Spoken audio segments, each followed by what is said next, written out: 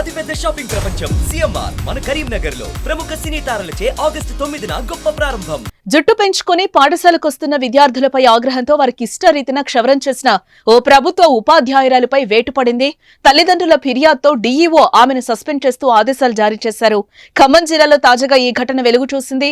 జిల్లాలోని పేరువంచ జిల్లా పరిషత్ పాఠశాలలో దిగుమర్తి శిరీష ఇంగ్లీష్ టీచర్ గా విధులు నిర్వర్తిస్తున్నారు.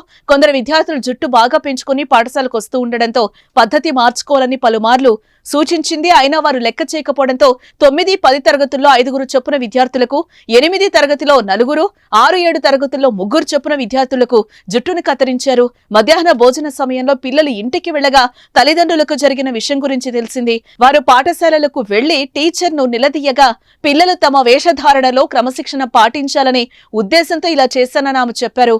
ఈ క్రమంలో పోలీసులు అక్కడికి చేరుకుని వారిని సముదాయించి పంపించారు.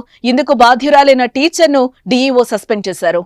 నేను పిల్లల బాగు కోసం, ఫుల్ పర్సనాలిటీ డెవలప్మెంట్ కోసం నేను ఇవన్నీ చేసినా కానీ నన్ను సస్పెండ్ చేశారు. అంటే హెయిర్ కట్ చేయడం తప్పని తెలీదు వాళ్ళు. అంటే ఎప్పుడు నేను ఇలాంటివి చేయలేదు, ఇదే ఫస్ట్ టైము. చూడలేదు. అంటే నా పర్సనల్గా వేరే ఎక్కడన్నా చేసుంటారేమో నాకు తెలియదు, కానీ దీని కారణంగా నన్ను సస్పెండ్ చేయడం నాకు చాలా బాధగా ఉంది. ఎందుకంటే నేను చాలా కమిట్మెంట్ తోటి నేను ఎప్పుడు వర్క్ చేస్తూ ఉంటాను. అలాంటిది నాకు ఈ సస్పెన్షన్ మూలాన ఒక బ్యాడ్ ఫేమ్ అనేది తీసుకొచ్చారని నేను అనుకుంటున్నాను.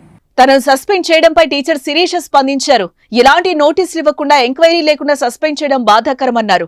పిల్లలకు కటింగ్ చేసే విషయంలో హెడ్ మాస్టర్ తో పాటు పలువురు ఉపాధ్యాయులు సహకరించినా ఎవరిపై చర్యలు తీసుకోకుండా తనపైన చర్యలు తీసుకోవడం ఏంటని ప్రశ్నించారు. ఆయన వ్యక్తిగత కారణాల వల్ల అలా చేయలేదని, విద్యార్థులు మంచిగా ఉండాలనే ఉద్దేశంతో ఇలా చేశానని అన్నారు.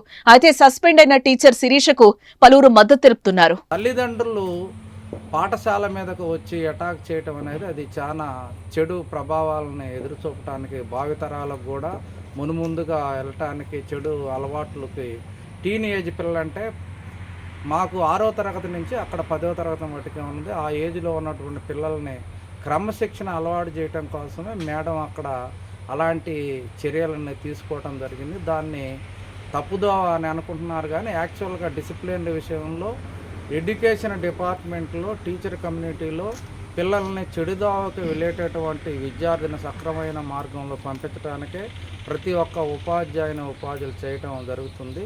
ఇది ముమ్మాటికి కూడాను సక్రమైన పద్ధతి అని అనుకుంటున్నాం, కానీ వేరే విధంగా భావించటం వల్ల దీనివల్ల అనర్థాలు రావటం జరిగింది. కానీ వేరేటటువంటి ఎక్కడ కూడాను పిల్లగాడికి ఆ పాఠశాలలో ఏ హెల్ప్ కావాలన్నా ఆ మేడం గారు హెల్ప్ చేయటం జరుగుతూ ఉంటుంది.